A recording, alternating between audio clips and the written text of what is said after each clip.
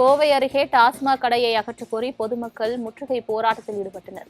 சூலூர் அடுத்த பீடம்பள்ளி ஊராட்சியில் சுதந்திர தினம் மற்றும் விடுமுறை நாளிலும் அரசு விதிகளை மீறி இயங்கும் டாஸ்மாக் கடையை அகற்றக் கோரி முற்றுகையிட்டு மனித சங்கிலி போராட்டத்தில் ஈடுபட்டனர். இதில் குழந்தைகள் முதல் பெரியவர்கள் வரை அனைவரும் ஆர்ப்பாட்டத்தில் கலந்து கொண்டனர். பள்ளி மாணவர்கள் மற்றும் பொதுமக்களின் நலன் கருதி இந்த கடையை உடனடியாக அகற்ற வேண்டும் என பொதுமக்கள் வலியுறுத்தினர்.